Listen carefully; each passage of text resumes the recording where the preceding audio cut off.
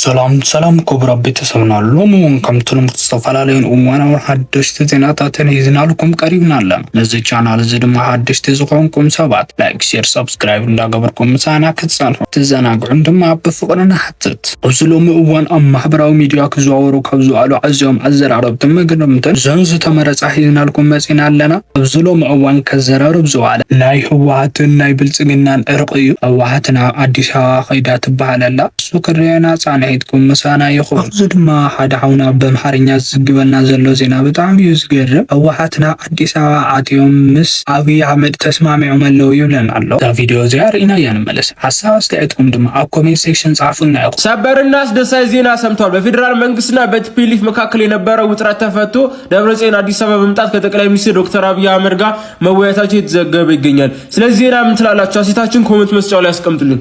ብኻልእ ዜናና ድማ ብዙሕ ሰብ ናይ ቀደም ከም ዝኾነን ቅድሚ 3 ዓመት ዝተገበረ ኸይባ ከም ዝኾነን ቪድዮ ይነግረና ኣሎ። ንስኹም ከ ኣየንዑ ተኣምኑ? ብሓቂ ተዓሪቆም ድዮ ዋላ ና ቀደም ዜና እዩ ኢልኩም ትሓስቡ?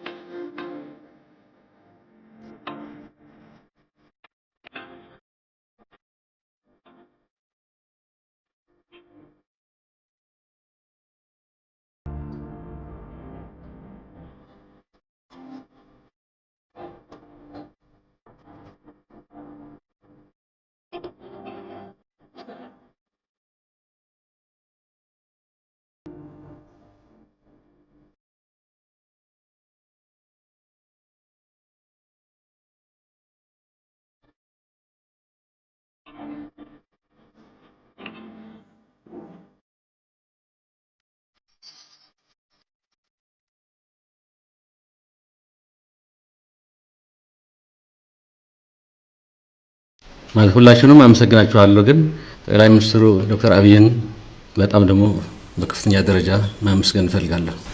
የኤርትራው ኃይል ግን የግድ መውጣት ነው ያለበት። አቀማምጣችን በዛ መሰረት ማስተካከል እንችላለን። ብዙ ውጣ ውረድ አልፈን እዚህ ደርሰናል። ቀላል ባይሆንም ጉዞ ጀምረናል፣ የሰላም ጉዞ። የዛሬው ግን የተለየ ነው። የተነሳሽነት ትልቅ ክብር እንሰጠዋለን፣ ትልቅ ዋጋም አለው። ስለዚህ አሁን ጅምር ትልቅ ጅምር ነው። ደህና ጀመርናቸው ነገሮችም አሉ በአጭር ጊዜ። ስለዚህ ተኩስ ማቆም ብቻ ሳይሆን ሰራዊቱንም አላቆ መቆየት ወዳለበት ቦታ ለመውሰድ ማለት ዝግጁዎች ነን አሁንም ማለት ነው። በዚህ ሰዓት ሰበር የተባለ መረጃ ደርሶናል። የኢትዮጵያ ምርጫ ቦርድ ወልቃይትና ጠገዴን አካባቢ ምዕራብ ትግራይ ምርጫ ጣቢያዎች ተብለው የምርጫ ሂደታቸው በትግራይ ክልል ስር እንደሚፈጸም ይፋ አድርጓል። ቦርዱ በሕገ መንግስቱ መሰረት ያስቀመጠው መሆኑ ተጠቁሟል። በአካባቢው አወዛጋቢ ቦታዎች ተብለው መለየታቸው ይታወቃል። አብይ አህመድ ከም ሰውን ክብር ዘይት ንውራም ሰቢ ቢኢዝ ትግርኛ ውቅጥፍ ዘለዎ ሰቢ ይዳምና ፈጣሪውን ቅድመና ዘይብሉ ቢኢድና ክጠፍ ዝግቦ መራሒ ሰስ ቢኢድና ማለት ተጋሩ ሓስሎ እስራኤላውያን እንተይ ጅግነት ፈፂሞም ኣብ ርእሲ ጆኖሳይድ ፈፀሙሎ ዝሰነት መራሕዚ ዝኣረመነ መራሕዚ ዝድሑር መራሕዚ ቢኢድ ትግርኛ ይጠፍ ዘሎ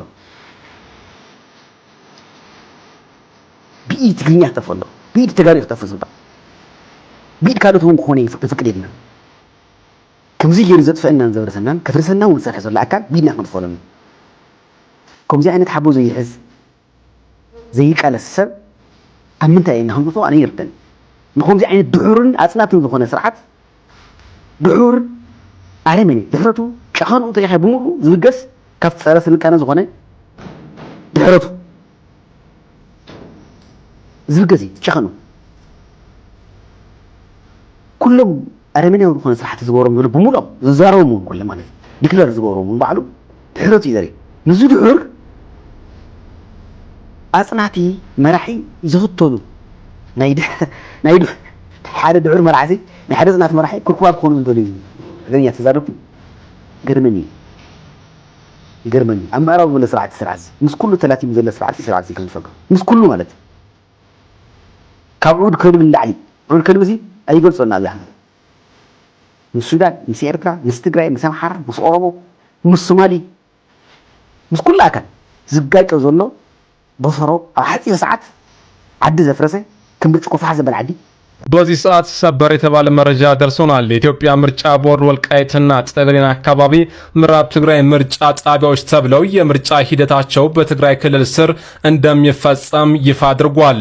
ቦርዱ በሕገ መንግስቱ መሰረት ያስቀመጠው መሆኑ ተጠቁሟል። በአካባቢው አወዛጋቢ ቦታዎች ተብለው መለየታቸው ይታወቃል። ባሉ ጀነራል ጻድቃን ሕዝቡን መንግስት ኢትዮጵያ አንቂፎ ይፈልጥ ተፈናቀልትን ምላሲ መንግስት ኢትዮጵያ አንቂፎ ይፈልጥን ይሉ ሕዝቡን በግልጽ ተናገሩሎ ማለት ሕዚ እስናት አነ ብዛሓ ጀነራል ጻድቃን ስኢሉ ፖለቲካዊ ከስብን ምርካብ ዚሉ ንማለ ይኮንኩን ማለት ሰዋና አለው እዮም ትጉዳይሲ ስኢልና ዘይጭበጥ ይዝብሉ ለው ይኮነን በቃ ግልጽ ሰባት እዮም ዝብሉዎ ቶም ኣብ ትግራይ ኮይኖም ኣብ ውሽጢ ትግራይ ኮይኖም ሲ ምስ መንግስት ኢትዮጵያ እተን ኩለን ሸርሕታቱ መንግስት ኢትዮጵያ ኣብ ልዕሊ ትግራይ ክፍጽም ምስ መንግስት ኢትዮጵያ ዘይኮነስ ንመንግስት ኢትዮጵያ ዝሰርሑ ዝነበሩ ሰባት ምስ መንግስት ኢትዮጵያ ምስራሕ ኣብ ስምምዕነት ፕሪቶሪያ ቀሚጥና የና ምስ መንግስት ኢትዮጵያ ተቀራሪብካ ምስራሕ ንመንግስት ኢትዮጵያ ወኪልካ ምስራሕ ግን ክሕደት እዩ ንመንግስት ኢትዮጵያ ዝሰርሑ ዝነበሩ ሰባት ብግልጽ ከምዚ ገይሮም እዮም እዚ ብተደጋጋሚ ኢሎምዎ ትግራይ ዝነበሩ መራሕቲ ኦኬ ተሓቂ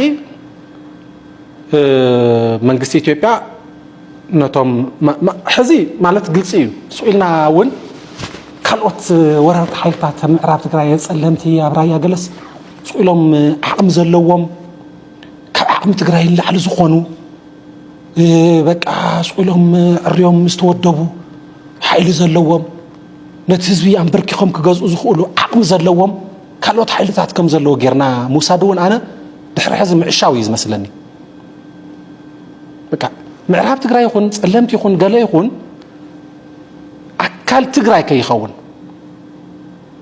ከም ሕገ መንግስታዊ ግዛኣት ውን ኣካል ትግራይ ከይኸውን እታ ብትሕቲ ወረርቲ ወዲቑ ዘሎ ህዝቢ ውን ሓራ ከይወፅእ ዝተፈናቀለን ዝተሰደተን ህዝቢ ናብ መረበቱ ከይምለስ ውን ዝገብር ዘሎ ባዕሉ መንግስቲ ኢትዮጵያ እዩ ንኻሊእ ክንወይ ንኽእል እንድሕሪ ሕዚ ብግልጽ ርኢና ኢና ሓዘብ ጸለምቲ ኣብ ጸለምቲ ሲ ተጋሩ ካልእ ጆኖሳይድ ክፍጸመሎም ጸለምቲ ኣካል ትግራይ ከይኸውን ሙሉእ ሓይሉ ኣኽቲቱ መጥቃዕቲ ዝፈጸመ መንግስቲ ኢትዮጵያ ባዕሉ እዩ ሕዚ እውን እዝታት ኣብ ጸለምቲ ካብ ውድባት ኣባላት ጽምዶ ዝኾኑ ድሕሪ ሕወሓት ዓሲምባ እጉጉሞን ሕጂ ድማ ውድብ ባይቶና ልዕሊ ኣባል ጽምዶ ኮይኑሎ እሞ ብጣቕዒት ንቀበሎ ካልእ ፃውዒትና ጽምዶ ነጠናኽር እዩ ብግልፂ ኢና ክንፅውዕ ጽምዶ ክንብል ቅድሚ ሕዚ ቅዋም ናይ ጎረባብትና ክሳብ መሊእና ንምርምር ምሕዝነትን ሕብረትን ሰሜናውያን እናበልና ኢና ጸኒሕና ሕዚ ብሽሙ ኢና ክንፅውዖ ሕጂውን ሌላ ናይ ኣባላት ጽምዶ ኣለና ጣቕዒት ንኣባል ጽምዶ ጎደፋይ ጥላሁን ጣቕዒት ንኣባል ጽምዶ ኪዳነ ኣመነ ሕልፍ እንዳበልና ድማ ናይ ጽምዶ ካርተሊና ክኾና ዝኽእላ ከምዚአን ዝኣመሰላ ብትዕዝብቲ ለባም ብሽሕ ክራባሓን ብኣሽሓት ክትርጎማን ዝኽእላ ለባማታ ሳእል ፈይ ከነብል ኢና እዛ መዘከርታ ስእሊ ተፈደሉ ደቂ ሓወቦይ ኣወል ስዒድን ኪዳነ ኣመነን ኣብ ኣፍሪቃ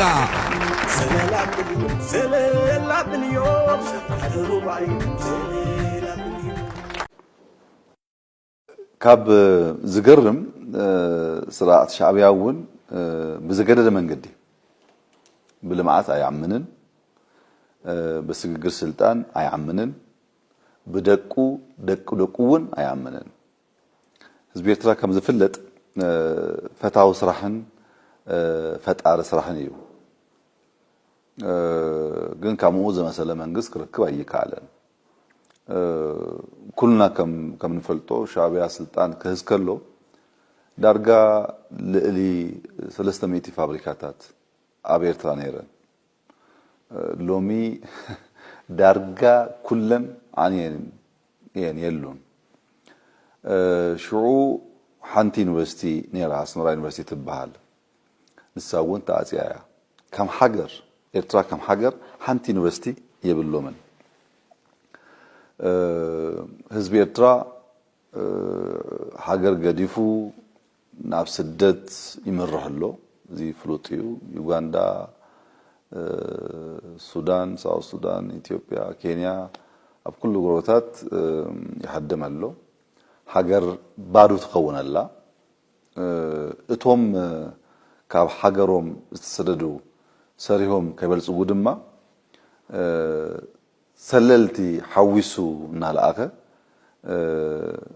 መን ጥዑይ መን ሕሙም ምኳኑ ምፍላጥ ኣጸጋሚ ስለ ዝኾነ እቶም ንጹሃት ይብድሉ ኣብዚ ኣብ ኢትዮጵያ ኤርትራውያን ከም ሃገሮም ክሰርሑ ኣለዎ ዝብል ኣቋም ሂዝና ነርና ጸገም ዝፈጥር ዘሎ ተሓዊሱ ዝመጽእ ሕሙም ሓሳብ ዘለዎ ሰባት ንሳቶም ስለ ዘለዉ መን እዩ ጥዑይ መን እዩ ሕሙም ንምፍላጥ ድማ ዝግበር ፕሮሰስ ትጥዑይ ከም ዝብድል ይፍለጥ ኣብ ዓዶም ሰላም ይስእኖም ኣብ ስደት እውን ሰላም ይስኖም ኣሎ እዚ ናይ ክፍኣት ኩሉ ስሩን መሰረትን እዩ ሰብ ኣብ ዓዱ ክነብር እንተዘይከኣለ ወፂኡ እውን ከም ዓዘ መሰለ ጸገም እንተሃለዎ ብጣዕሚ አጸጋሚ እዩ እዚ ይቅር ክባህል ዘይግባኦ ሰብአዊ በደል እዩ ዝመስለኒ እዚ ይቅር ክባህል ዘይግባኦ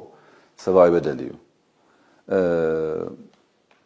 ካብ ልምድና ቅርብ ኢልና ክንሰርሕ ፈቲና ነርና ካብ ልምድና ዝተምሃርናዮ እንታይ ተይልካኒ ካብዚ ሃይል እዚ ዝኾነ ጽቡቕ ነገር ክርከብ ዘሂሰብ እዩ ስለ ዝኾነ ኣቕሚ ተተረኪቡ ካብ ምዝራግ ዓዲ ኣይውዕልን ይኩን እምበር